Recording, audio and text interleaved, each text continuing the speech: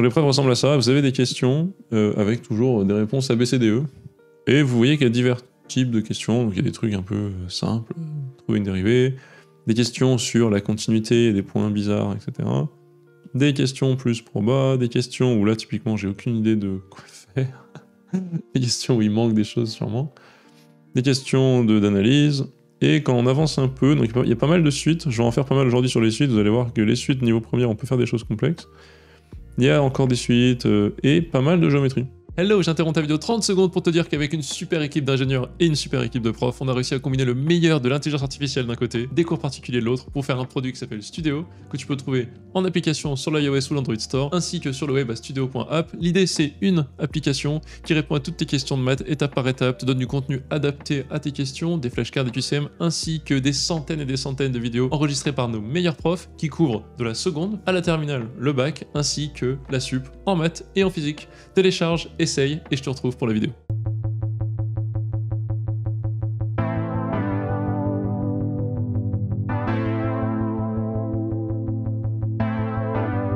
Mais donc ici on a ça. Donc énoncé n'est pas très clair, je pense que l'énoncé en français ça serait un truc du genre soit une fonction f qui vérifie pour tout x, ça. Là on vous dit soit x appartient à R, f de x satisfait, donc on va dire que c'est pour tous les x possibles, on a cette chose là.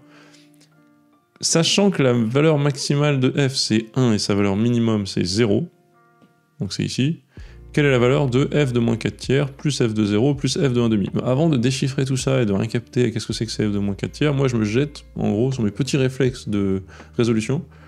Et ça, ces petits réflexes un peu de factorisation, résolution, petit calcul rapide, j'essaye de le marteler. Je martèle à tous mes élèves, que ce soit des élèves de seconde, ou des élèves qui rentrent en sup, voire qui rentrent en spé, il faut être rapide, efficace et voir tout de suite les choses. Il faut être bon sur la factorisation, donc ça s'entraîne, ça se fait. Si j'écris f à la place de f de x par énorme paresse, je me rends compte que j'ai du f cube moins f carré moins x carré fois f moins 1 égale 0. Et donc tout de suite, je vois la factorisation. J'aurai f carré f moins 1 moins x carré f moins 1 égale 0. Et donc ça me donne une factorisation, hop, si je le fais proprement, f de x moins 1, facteur de f de x au carré moins x au carré égale 0. Ce qui devient f de x moins 1, f de x moins x, fois f de x plus x, égale à 0. Et donc je peux dire que quel que soit x réel, et bien soit f de x égale à 1, ou f de x égale à x, ou f de x égale à moins x. J'ai un genre d'équation produit nul, si vous voulez, j'ai un produit de trois choses qui est nul, c'est-à-dire que pour tout x, j'ai une de ces trois choses-là qui est vraie. Bon. Donc c'est pour ça que c'est déjà particulier, on est dans un délire un peu spécial, où on vous écrit une équation fonctionnelle, donc il y a une fonction f, on vous dit, bon bah il y a ça qui est vrai, donc tout de suite, bon moi je vais résoudre en factorisant, je fais mon travail de quelqu'un qui sait factoriser rapidement sans erreur. Malheureusement ça, pas toujours évident pour les lycéens. Donc vous avez ce truc, et ensuite on vous dit, bah, sachant qu'il y a un max et un min à 0 et à 1, bah, débrouillez-vous pour trouver cette valeur-là. L'idée c'est d'essayer de comprendre ce qui se passe pour moins 4 tiers. Par exemple, pour moins 4 tiers, qu'est-ce qui se passe? Est-ce qu'il est possible que f de x soit égal à x pour moins 4 tiers? Bah non, parce que si f de x est égal à x, ça veut dire ici que j'aurai f de moins 4 tiers égale moins 4 tiers plus petit que 0. Impossible. Si f de x égale moins x, ça veut dire que f de moins 4 tiers égale moins donc 4 tiers qui est plus grand que 1. C'est impossible, donc forcément, moins 4 tiers, c'est 0. Pas du tout, c'est 1. Pardon. f de moins 4 tiers, c'est 1. Et on fait la même chose avec les deux autres. Donc on regarde ensuite, bah, qu'est-ce qui se passe pour f de 0. F de 0, bah, soit ça vaut 1, c'est possible, f de 0 égale 1. Soit ça vaut f de 0 égale 0, ok. Soit ça vaut f de 0 égale moins 0, toujours 0. Donc les trois sont possibles. Bon, pour le coup, pourquoi pas. Et enfin, 1,5, je fais la même chose. Soit ça vaut 1, pas de problème, soit ça vaut f de 1,5 égale lui-même 1,5, soit ça vaut moins 1,5.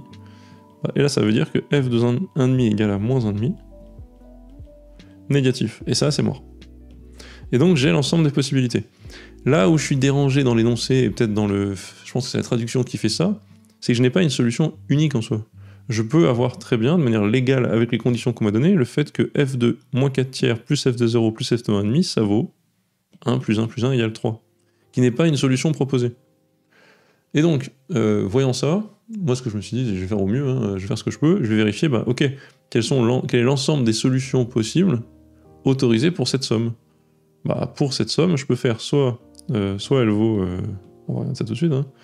Donc on va l'appeler S, la somme. S peut valoir soit 1 plus 1 plus 1, ok, soit elle vaut 1 plus 1, je prends les deux premiers, plus 1,5, ok, soit elle vaut 1 plus, là j'ai déjà fait le tour en gros de ces options-là, donc je vais faire les autres options, 1 plus 0 plus 1, ou elle vaut 1 plus 0 plus 1,5. J'ai donc 4 choix possibles pour S d'après ce que je viens de trouver, donc c'est soit 3, soit 2 plus 1,5, 5,5, soit 2, soit 3,5. Donc en termes de résolution du QCM, je suis un peu embêté et je crois que c'est peut-être là qu'il y a des problèmes de traduction, des trucs que je comprends pas trop, ou peut-être que c'est leur méthode à eux, ou leur manière à eux de le faire. Peut-être qu'on te donne pas une solution unique et il faut te débrouiller pour voir ce qui est possible. Bon, en gros, il n'y a que 3,5 qui a l'air correct, donc je répondrai eux ici. Sur ça, j'ai peut-être un problème de contexte, de référence culturelle, je sais pas trop. Mais voilà comment on peut faire cet exo. Et vous voyez, là déjà, on sort totalement du mode de pensée des maths au lycée. C'est un truc un peu bizarre, donc il faut déjà être capable de factoriser, et ça malheureusement c'est de moins en moins le cas. Et ensuite, essayer de poser un raisonnement de, bon écoute, j'ai compris que pour chaque réel, j'ai 3 choix. Je vais devoir aller checker, faire un petit tableau, bon, je l'ai fait à l'arrache, hein, mais un petit tableau et checker les valeurs possibles pour les 3, quoi, en fonction de ces conditions. Et les seules conditions de choix, là, c'est le fait que la fonction est comprise entre 0 et 1, et qui me permet d'éliminer ces 3 choix, et ensuite de combiner ces différents chemins de valeurs. Voilà.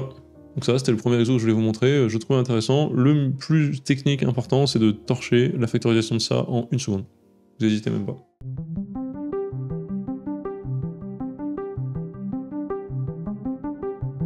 Deuxième question. Alors, pareil, je la trouve top, donc je vais vous montrer comment la faire. Donc là, on fera la 9 après, parce qu'elle est vraiment très simple, il y a des questions super faciles comme ça. Deuxième question, je l'aime bien, parce que ça demande d'aller chercher vraiment des connaissances sur les suites et d'être à l'aise avec tout. Le problème, c'est que quand on fait relativement proprement l'exo, on ne tombe pas sur ce qu'il demande, donc ça, c'est un problème. J'ai vérifié sur Discord, vous n'êtes pas plusieurs à avoir essayé et à me dire la même chose, donc essayez de voir si vous trouvez une solution qui fonctionne plus que ce que je fais, ou si vous trouvez une erreur dans ce que je fais, dites-moi, mais on va quand même analyser le sujet et le faire, parce que je trouvais ça un peu marrant. On vous dit, il y a une suite géométrique, donc sequence, c'est une suite. Une suite géométrique AN qui satisfait A2 égale 1,5, A5 égale 1/6. Donc déjà, vous êtes content, là, vous vous rappelez vos exos de compréhension des suites en première. Quand on vous donne 2 termes d'une suite géométrique, c'est facile de trouver la raison, on sait qu'on va s'en sortir.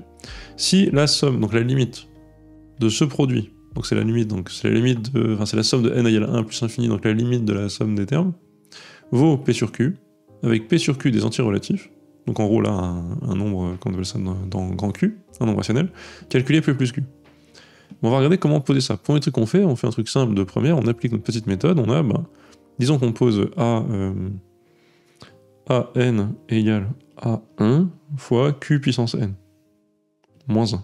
Si je commence à A1, je mets Q puissance N moins 1. Avec ce qu'on me donne, je peux écrire que A5 sur A2, j'ai un décalage de quoi de A2 à A5, je passe de A2, je vais à 3, je fais un saut, 4, 2 sauts, 5, 3 sauts. Donc je fais fois Q, fois Q, fois Q, et je comprends que A5 sur A2, c'est égal à la raison, puissance 5 moins 2, c'est égal à Q au cube.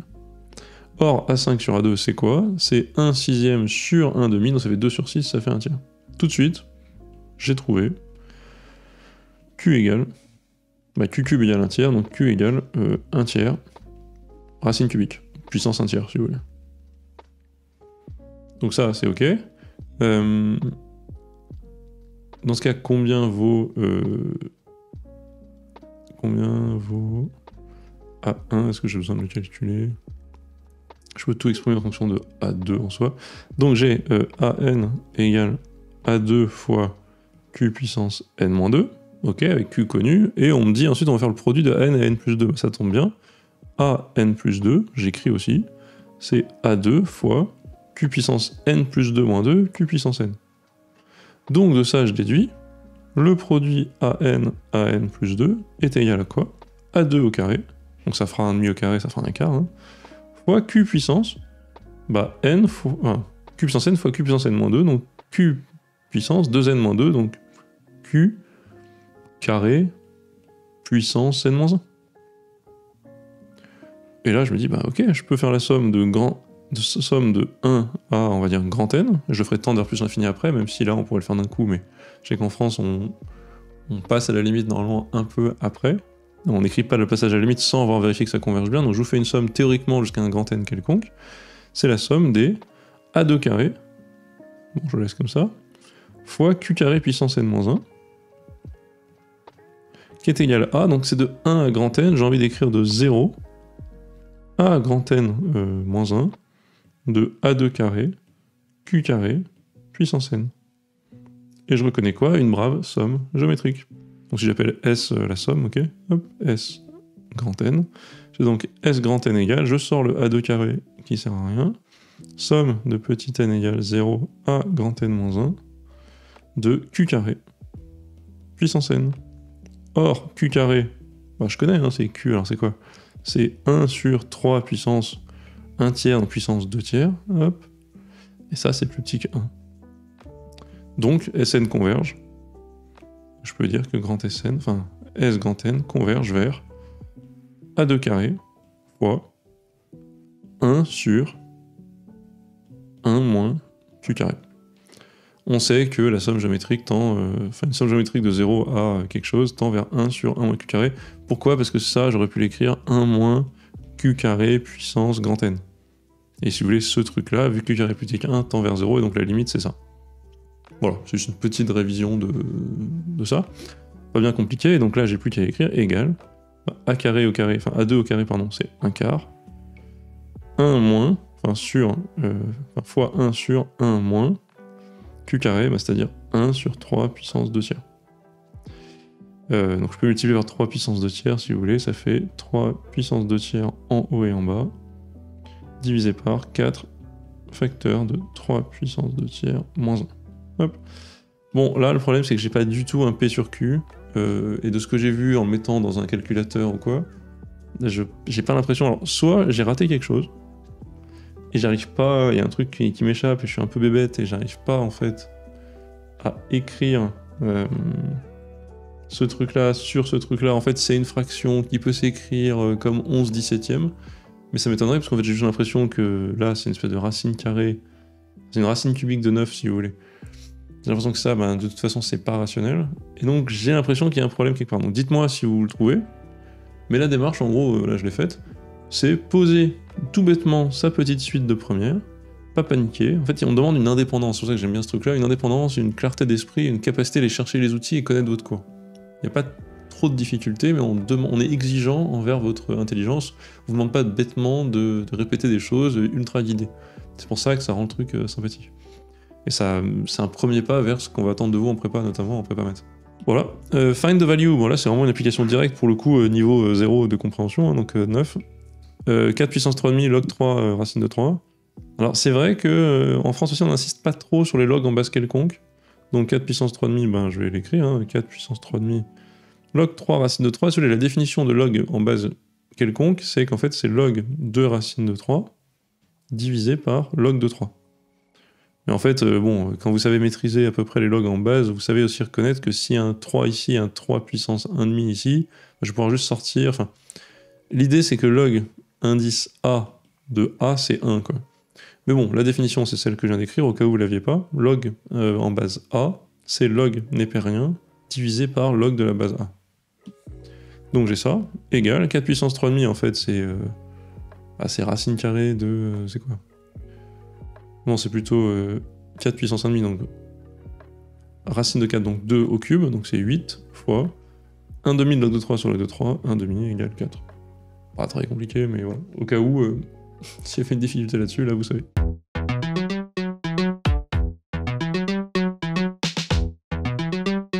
On part là-dessus.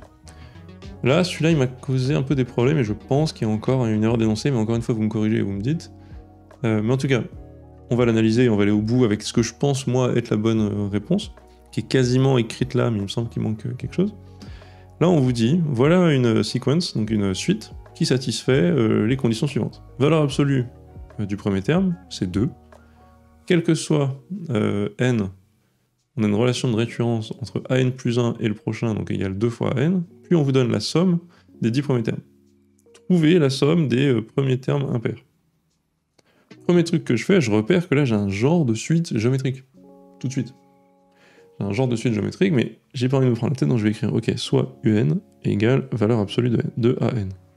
Donc je peux écrire que j'ai u1 égale 2, un plus 1 égale 2un. Ok, l'écriture de ces deux équations me donne tout de suite une suite géométrique parfaitement définie, qui est un égale u1 fois raison 2 puissance n-1. Or, u1 c'est 2, donc ça fait 2 puissance n. Donc quel que soit n, un égale valeur absolue de n égale 2 puissance n. Voilà ce que je déduis du petit 1 et du petit 2. Ensuite, on me donne un truc bizarre, c'est la somme des premiers termes qui vaut 14. Donc je vais les écrire. 2. J'ai envie d'écrire...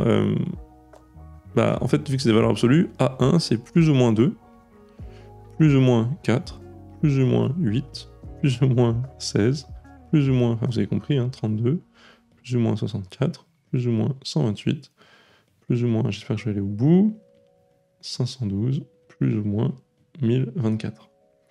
Voilà la somme donnée en grand 3. S, grand 3, égale. Donc ça vaut potentiellement 1024, moins 512, plus 256, plus 128, plus 104, je ne sais pas. Je n'ai pas d'idée sur quelles sont les valeurs de chacun des A. Donc là, ce qui peut être intéressant, en tout cas j'espère, ce qui va être intéressant, c'est de voir en haut comment on peut faire pour obtenir 14. En sommant ces 10 là, est-ce qu'il est possible pour moi d'obtenir 14 ? Alors au début, je savais pas trop comment commencer. Et je me suis dit, bon, moi ce que je sais, je me rappelle un truc, c'est quand on a, surtout pour les puissances de 2, quand on a 1 plus 2 plus 3 petits points plus 2 puissance n, c'est égal à quoi ? 2 puissance n plus 1, donc le nombre de termes, là j'ai 2 puissance 0, si vous voulez, donc ça c'est le terme 0, terme 1, terme n, donc ça fait n plus 1 terme, moins 1 divisé par 2, la raison moins 1, donc divisé par 1, donc j'ai ça comme ça. Donc quand je somme toutes les puissances de 2, toutes les puissances de 2, jusqu'à un certain rang, ça me donne à peu près celle d'après, mais moins 1. Ça veut dire que si je somme 512, 256, 128, jusqu'à là, bon il manque plus 1, j'ai un truc qui est quand même plus petit que 1024. Plus petit strict que 2 puissance n plus 1. Ici, en plus, il manque le plus 1 au bout, donc c'est encore plus petit, si vous voulez. Pourquoi je vous rappelle ça ? Parce que quand j'ai ce rappel en tête, je me dis j'ai plusieurs choix ici, à chaque fois je peux choisir le plus, le moins, etc. Il y a plusieurs options. La question c'est, pour faire 14 au bout, est-ce qu'il est possible d'avoir moins 1024 ? Et bien en fait non, parce que si j'ai moins 1024, en fait la somme de toutes ces puissances de 2 ici, elle vaut 1023, enfin elle vaut 1024, il y a un 1 qui manque, donc moins 1, elle vaut 1022. Donc même si je mettais que des plus ici, et ben moins 1024, ça ferait moins 2, et c'est pas du tout égal à 14. Donc si je mets moins 1024, vraiment, même en compensant avec que des plus, il n'y a pas moyen d'avoir un truc positif. Donc ça me force un peu un premier indice qui est, ok, le terme A10, donc le terme 1024, c'est clair que c'est plus 1024. Et j'ai envie de voir un peu comment je m'en sors après ça. Celui-là, c'est sûr que c'est plus 1024. Ok. Donc ça, j'enlève. Ensuite, j'ai plus 1024. Donc si je fais plus 512, si je fais plus 512, est-ce que je suis capable après, donc j'arrive à 1500 si vous voulez, de redescendre jusqu'à quasiment 0 ? Parce que moi je vais redescendre jusqu'à 14 à la fin. Donc imaginons que je fais plus 512, je suis à 1500. La somme ici, si je fais moins tout cela, ça fait à peu près moins 500. Ça va à peu près annuler 512. Donc je serai toujours à peu près à 1000. Donc c'est mort. Donc je suis incapable d'additionner 512. Il faut que je fasse moins 512. Sauf que moins 512, en fait, ça fait 512. Mais si je réitère le raisonnement, 512, en fait pareil, si je fais plus 256, vu que tout ça, ça fait environ 256, je resterai bloqué à 512. Donc je vais être obligé, de manière un peu récursive, d'enlever 256. Et je vais faire ça au fur et à mesure. Donc quand j'arrive ici, à ce niveau-là, si vous voulez, quand je fais 1000, plus 1024, moins tout ça, moins tout ça, moins tout ça, j'arrive à 64. Quand j'ai fait moins 512, j'étais arrivé à 512. Moins 256, j'arrive à 256. Moins 128, j'arrive à 128. Si j'ajoute, et encore le raisonnement est le même, si j'ajoute 64, après, je pourrais plus jamais redescendre assez. Et je vais faire ce raisonnement jusqu'à ce que j'obtienne quelque chose de différent. Donc là, j'ai moins 64, ok, plus 32, bah non, c'est mort, ça fait 96, j'arriverai jamais à redescendre, donc c'est toujours moins 32. Hop, donc j'enlève le plus, ça me fait, il reste 32 à ma somme totale qui partait d'un plus 1024. Plus 16, ça fait 48. Ah bah non, toujours pas, parce que j'enlève 12 et je suis beaucoup au-dessus de 14. Je tente à chaque fois, si vous voulez. Donc forcément, c'est moins 16, et là, j'arrive à 16. Ah! Si j'arrive à 16, si je fais plus 8, je monte à 24. Bon, 24, moins 6, j'arrive à 18. C'est mort. Donc, je vais encore descendre et faire un moins 8. J'arrive à 8. Ah bah là, ça devient intéressant. Quand j'arrive, j'ai fait 1024, moins, j'ai 8 ici. Bah là, il se peut que j'atteigne 14. Plus 4, plus 2, ça fait 14. Et en fait, c'est fini, il n'y a pas d'autre choix. Donc là, je vire le moins. Et j'arrive exactement ici. Donc j'arrive à la fin, quand j'ai fait toutes ces opérations, plus 4, j'arrive à 12, plus 2, j'arrive à 14. Donc là, j'ai regardé dans ce sens-là. Et voilà comment, en tout cas moi, comment je pense qu'il fallait résoudre cette question. Vous partez du bout le plus gros en vous rendant compte qu'à cause de cette propriété-là, ce truc-là ne peut pas être en moins. Et ensuite, on ne peut pas rajouter le bloc d'après parce qu'on sera beaucoup trop loin pour compenser. De manière récursive, on le fait plein de fois, jusqu'à ce qu'on approche de 8 pour pouvoir remonter jusqu'à 14. Ce qui me donne un indice sur les valeurs ensuite, enfin il me donne exactement les valeurs de, si vous voulez, A1, A2, A3, A4, A5, A6, A7, etc. J'ai le signe à chaque fois. Et donc je peux écrire A1 plus A3 plus A5, plus A7 plus A9, égale A1 c'est plus 2, A3 c'est moins 8, A5 moins 32, A7 moins 128, A9 moins 512. Vous voyez où j'ai un problème avec les réponses, c'est que les réponses ici sont toutes positives. Je dis bon, il doit y avoir un problème, à coup sûr il manque un signe moins, un truc comme ça. Donc avant de me dire que tout était foireux, et bah, ce qui me semble que le raisonnement est bon, donc j'ai essayé de revoir si je m'étais trompé, je ne pense pas. Avant de me dire que eux se sont trompés, je me suis dit je vais quand même calculer combien vaut cette somme. On va regarder. Ça fait donc 2 moins la somme des éléments qu'il y a ici. Cette somme-là, ça fait 512 plus 128, 640. 3, là, ça fait 32, ça fait 40, 680. Donc j'ai 2 moins 680. Je trouve moins 678. Donc, à une douille près, je pense que la réponse est la B. Voilà. Pas hésiter à me dire hein, si vous avez autre chose ou si vous pensez que je me suis trompé quelque part. Je pense que là, il y a une erreur quelque part d'énoncé ou de traduction, je sais pas trop, il me semble. Peut-être que je suis outrecuidant et qu'en fait, je me suis juste trompé. Mais de ce que j'ai vu et de mon raisonnement, bah, on trouve ça. Et voilà, genre de truc qu'on peut faire. Donc ça, encore une fois, j'ai adoré parce que c'était de la première. Genre, ça demande pas plus de connaissances qu'un élève de première qui vient de sortir de son premier chapitre de l'année, les suites. Vous sortez de seconde, vous êtes en septembre, vous avez fait un chapitre pendant 3 semaines, imaginons, un chapitre les suites, bah on peut vous donner ça. Alors oui, c'est violent, c'est pas très gentil et tout, mais dans le programme, on peut faire ça. Et vous voyez que ça demande bah, de la réflexion, de l'indépendance, et de se poser, essayer de comprendre ce qui se passe. Voilà, c'est un bon exemple pour ça. Encore une fois, je suis désolé sur le... En fait, j'ai l'impression qu'il y a un peu des fautes partout, des fautes de frappe, mais en tout cas, voilà, j'ai bien aimé les raisonnements et les types de questions, donc j'utilise quand même ce matériel.